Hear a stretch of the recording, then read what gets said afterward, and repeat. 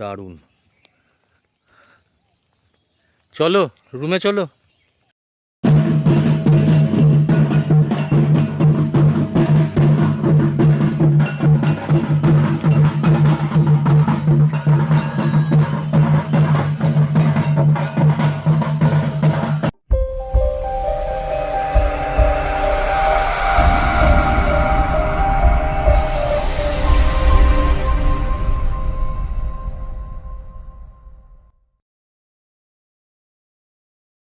নমস্কার বন্ধুরা, welcome to mat for travel. Already আপনারা থাম্বনেল দেখেছেন।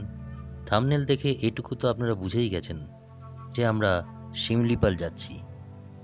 ওড়িশার শিমলিপাল ন্যাশনাল পার্কের ভিতর প্রবেশ করে জঙ্গলের ভেতর দিয়ে আরও 3 কিলোমিটার গেলে একটি জায়গা আসে। সেই জায়গার নাম হলো লুলুং। আজ কলকাতা থেকে 262 কিলোমিটার রাস্তা গাড়ি চালিয়ে 5 ঘন্টা 50 মিনিট পরে আমরা পৌঁছব শিমলিপালের লুলুং অরণ্য নিবাস রিসর্টে।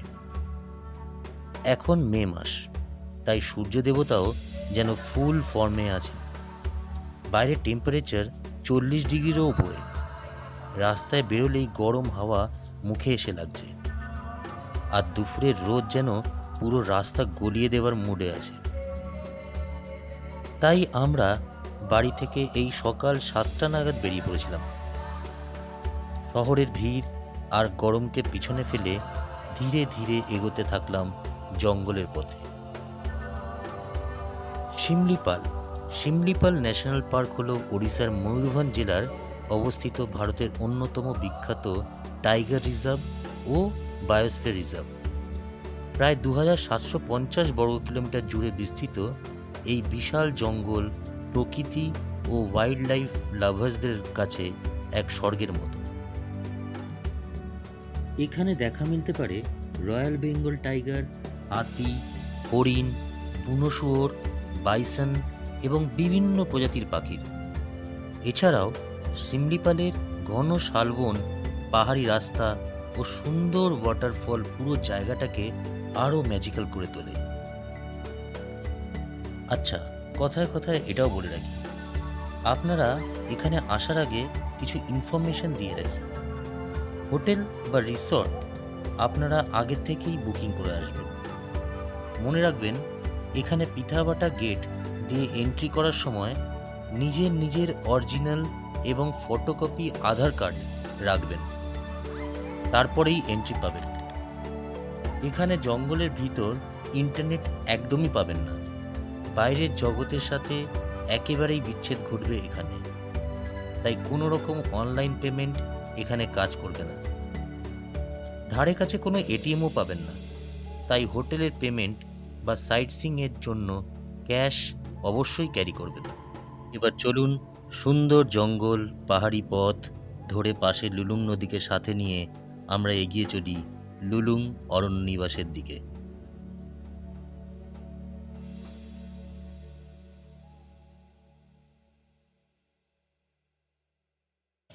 আমরা 6 ঘন্টা জার্নি করে অবশেষে আমরা লুলুংয়ে পৌঁছলাম। এই লুলুং পিকনিক স্পটটা দেখা যাচ্ছে, তার ঠিক উল্টো দিকে আছে লুলুং অরণ্য নিবাসে আমরা থাকবো। আমাদের 3 দিনের একটা প্রোগ্রাম আমরা প্যাকেজ নিয়েছি, তো তারপরে দেখানো হবে ভেতরে কি কি আছে, কি কি ফ্যাসিলিটি। এই আমরা লুলুং পিকনিক স্পটের কাছে পৌঁছে গেছি, আর পুরো এই স্পটটা পুরো জঙ্গলের মধ্যে। আর ওই যে দেখা যাচ্ছে লুলুং অরণ্য নিবাস, তার গেট। আমরা এবার ওখানে ঢুকবো। আর এই রিসর্টটা আমি এই জন্য বেছেছি, এটা পুরোটাই জঙ্গলের মধ্যে, ভেতরে, জঙ্গলের ভেতরে। তো এখন এই জঙ্গল দেখুন, আওয়াজ পাচ্ছেন তো? এই গেট দিয়ে আমরা এখন ঢুকবো। এখন আমরা এখানে 3 নাইটস থাকবো। এরপরে কি কি হতে চলেছে সেটা দেখাচ্ছি আপনাদেরকে। আপনারা আমাদের সাথে থাকুন। এই অরণ্য নিবাসে আমরা রিসর্টটাও দেখাবো, রুম ট্যুরও দেবো, সমস্ত কিছু দেখাবো। আর এই দেখুন জায়গাটা, কত সুন্দর জায়গা। এই যে দেখুন অবস্থা, আমি গাড়ি দাঁড় করেছি লুলুং অরণ্য নিবাসে ঢুকবো বলে। হ্যাঁ, তার মধ্যে হঠাৎ বলে যে বাবা একটু দাঁড়াও, বলে সে ছাদে উঠে পড়েছে, গাড়ির ছাদে। এখন কি বলা যায়, এখানে নামানো যাচ্ছে না। ওপরে গাছে বাঁদর, ওই যে উপরে গাছে বাঁদর, ভেঙে আমাদের আর এখানে নিচে আরেক বাঁদর। হ্যাঁ, আমি মাথা দিই। দিকে না না বাবা, তুলে এই দেখ গাছে গাছে দেখ বাঁদরগুলো ঝুলছে।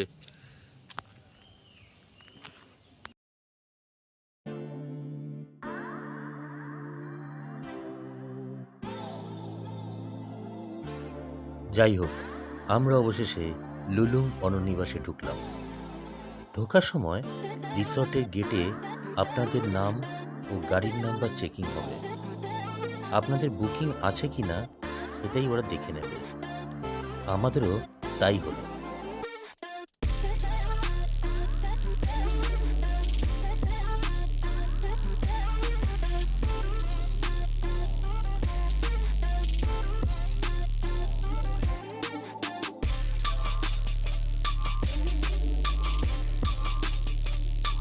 এবার সোজা গিয়ে বাঁদিকে গেলে রিসেপশন এরিয়া, কিন্তু আমরা সোজা গিয়ে ডান দিকে পার্কিংয়ে গেলাম।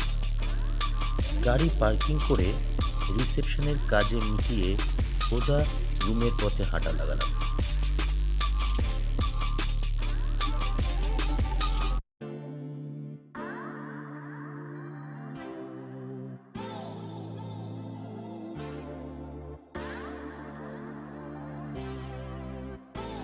পার্কিংয়ের অপোজিটে যেটা দেখতে পাচ্ছেন সেই বিশাল বড় মাঠটি হলো রিসর্টের গলফ কোর্স। এখানে এন্ট্রি নেবার পর রুমে আপনাদের লাগেজ এবং আপনাদের সবাইকে গলফ কার্টে করে রুমে পৌঁছে দেওয়া হবে। কিন্তু সবাই চলে গেলেও আমি আপনাদের দেখাবো বলে হেঁটে হেঁটে রুম পর্যন্ত যাচ্ছি। রুম পর্যন্ত হাঁটতে বেশ অনেক সময় লাগলো, কারণ রিসর্টটি অনেকটাই বড়। যদি আপনার ইচ্ছে হয় কয়েকদিনের জন্য মোবাইল, অফিস, ট্রাফিক আর শহরের ব্যস্ততা থেকে দূরে কোথাও হারিয়ে যাওয়ার, তাহলে ওড়িশার সিন্ডিপাল জঙ্গলের পাদদেশে অবস্থিত লুলুং অরণ্যনিবাস হতে পারে আপনার জন্য এক অসাধারণ গন্তব্য।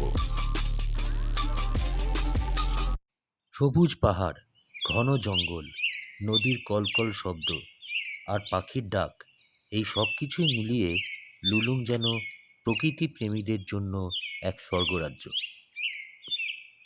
লুলুং অরণ্যনিবাসের সকাল শুরু হয় একেবারেই অন্যরকমভাবে। এখানে গাড়ির হর্ন নয়, বরং নানা প্রজাতির পাখির ডাক আর জঙ্গলের নির্মল বাতাস আপনাকে স্বাগত জানায়। রিসর্টের অন্যতম আকর্ষণ হলো নেচার ওয়াক। জঙ্গলের ভেতর দিয়ে হাঁটতে হাঁটতে আপনি দেখতে পাবেন বিভিন্ন প্রজাতির গাছপালা এবং প্রজাপতি এবং পাখি। অ্যাডভেঞ্চার প্রেমীদের জন্য রয়েছে cycling trail, archery, rope walking এবং রক ক্লাইম্বিংয়ের মতো কার্যক্রম। রিসর্টে ব্যাডমিন্টন, ভলিবল, ক্রিকেট, ক্যারাম, দাবা এবং লুডো খেলার মতো বিভিন্ন ব্যবস্থা রয়েছে। ফলে পরিবার নিয়ে গেলে বাচ্চা থেকে বড় সকলেরই সময় খুবই ভালো কাটবে। সূর্য ডুবে গেলে লুলুংয়ের পরিবেশ যেন আরও মায়াবী হয়ে ওঠে। নদীর ধারে বনফায়ার, আদিবাসী নৃত্য এবং সাংস্কৃতিক অনুষ্ঠান পর্যটকদের জন্য অন্যতম আকর্ষণ।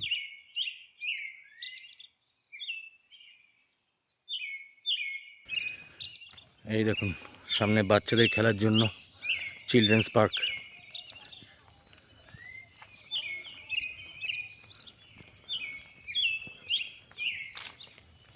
অনেকটা জায়গা নিয়ে এই লুলুং অরণ্যনিবাস।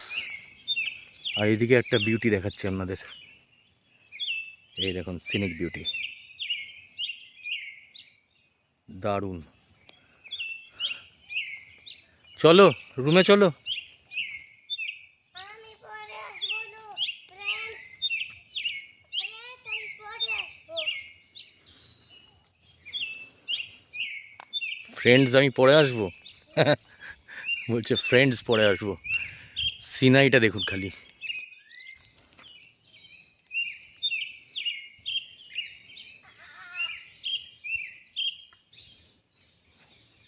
দেখছেন। কলকাতা থেকে আমাদের লুলুং অরণ্যনিবাস শিমলিপাল ন্যাশনাল পার্ক আসতে 270 কিলোমিটার আর টাইম লাগে 6 ঘন্টা।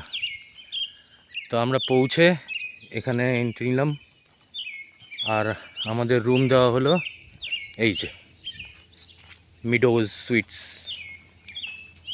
সুইটস। এইরকম কটেজ টাইপের আছে, পরের পর এরকম একটা কটেজে আমরা রুম নিলাম। এইবার দেখুন, আবার দেখাচ্ছি আপনাদের।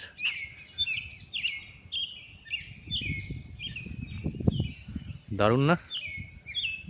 কমেন্টস বক্সে লিখবেন কেমন লাগলো।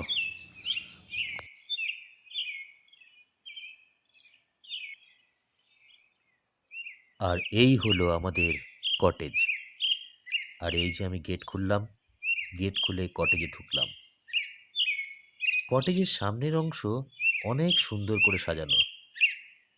কটেজে ঢুকতেই কেমন যেন একটা হোমলি ফিল হলো। যেমন আমাদের অনেকেরই বাড়ির সামনে উঠোন থাকে, সেখানে গাছ থাকে, ঠিক যেন তেমনই। আমাদের কটেজ নাম্বার হলো 207। আমাদের কটেজে ঢুকতেই ছিল একটি রুম।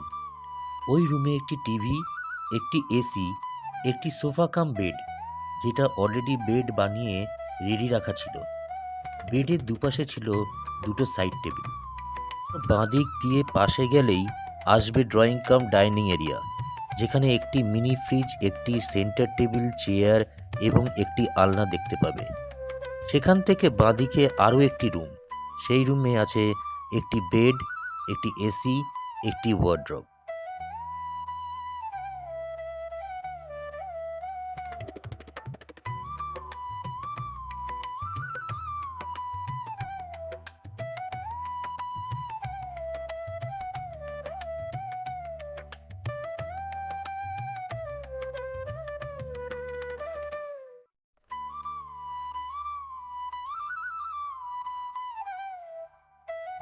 এখন আপনারা দেখতে পাচ্ছেন কটেজের ভেতরে বাথরুম।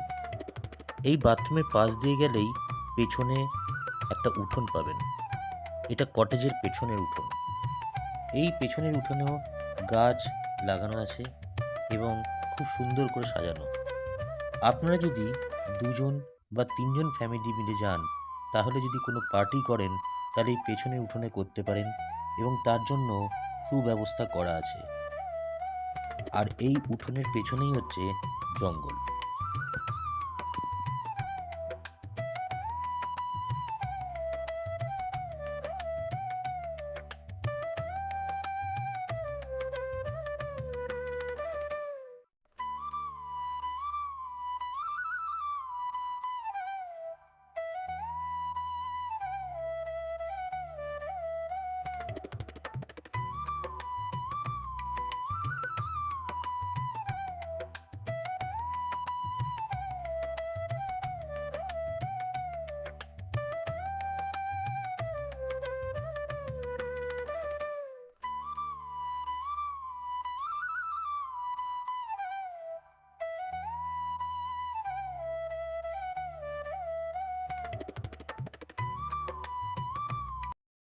আমরা এখন যাচ্ছি হচ্ছে জঙ্গল সাফারিতে।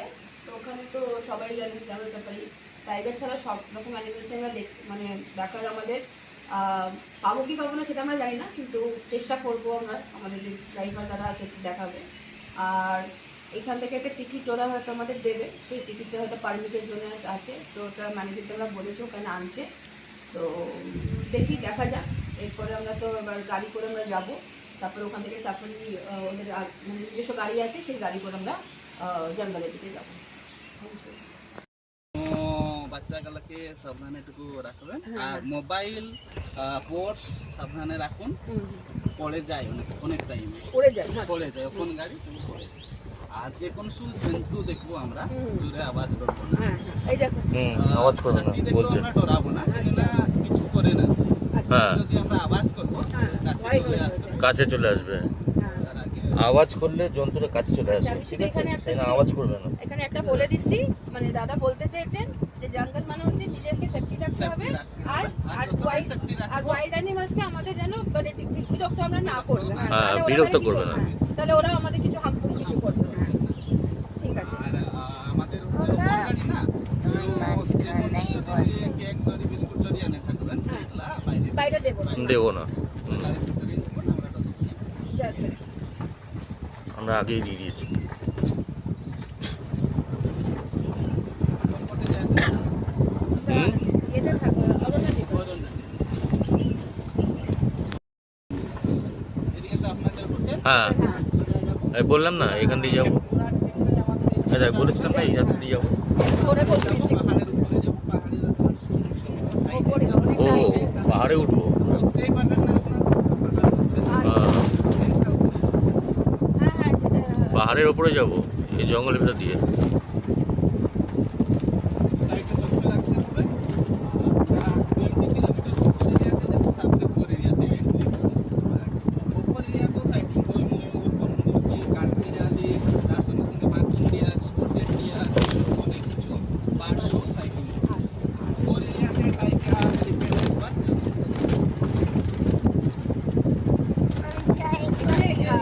এলিফ্যান্ট সাফারি হয় না না? ওই না আগে ও এলিফ্যান্ট সাফারিটা এখন হয় না, কেন? আগে হতো। বন্ধ করে দিয়েছে। আগে আমাদের কমতি হাতি ছিল, পোষা হাতি ছিল, হুম। আমাদের খুব হাতি, তারপরে বাঘ,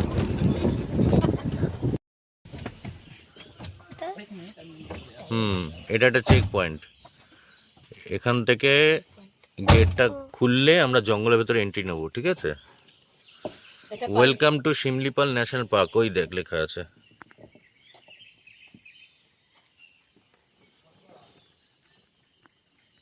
আচ্ছা আমরা পিঠাবাটা থেকে আমরা ভাজামের দিকে যাচ্ছি। হ্যাঁ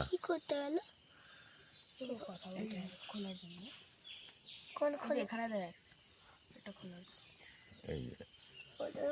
এটা এই যে আমাদের যে আধার কার্ড ডকুমেন্টস আছে না, ওখানে ওই আঙ্কেলের জমা করবে ওখানে, ঠিক আছে? ওরা চেকিং করবে যে হ্যাঁ আমরা 4 জন আছি। হুম, পারমিট পারমিট পারমিটটা দেবে এখান থেকে। এরা হচ্ছে পারমিট। এবার আমি জঙ্গলে ঢুকতে পারবো, বুঝতে হ্যাঁ, পারলে? আর নিজেদের গাড়ি নিয়ে আসলে এই গেট পর্যন্তই আসা যায়, এর ভেতরে ঢোকা যায় না, বুঝলে তো? পারমিট ছাড়া ঢোকা যায় না নিজেদের গাড়ি নিয়ে। যদি ভেঙে ঢুকে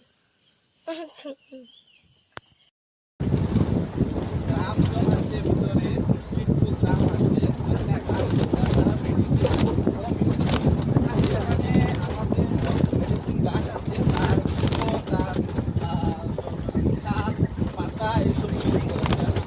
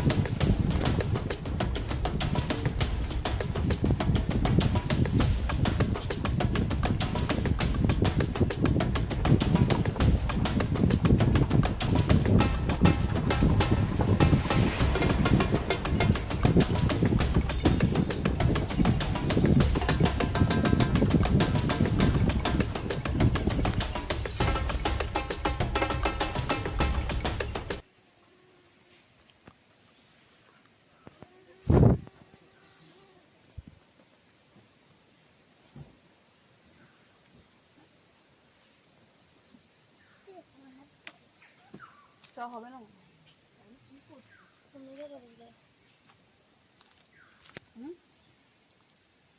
হুম,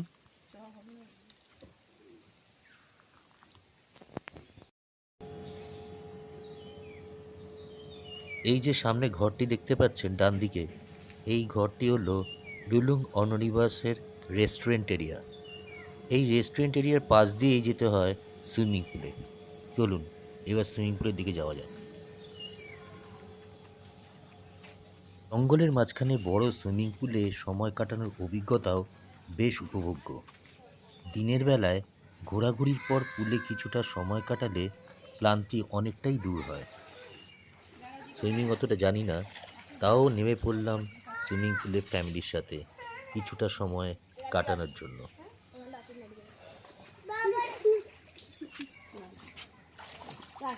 করে দিচ্ছে। এসো এসো এসো। এইখানটা যাও, এইখানটা।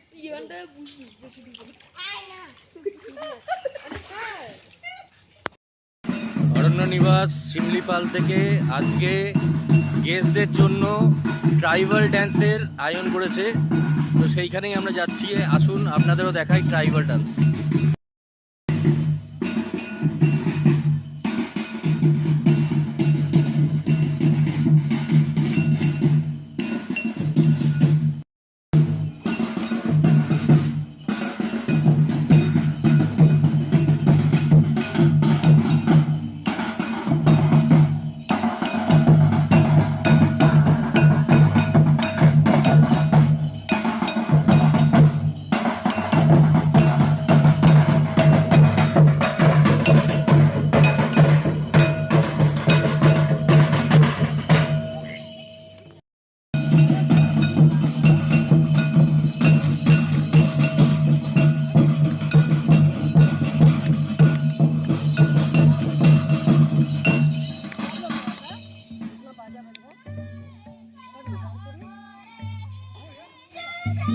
Thank you.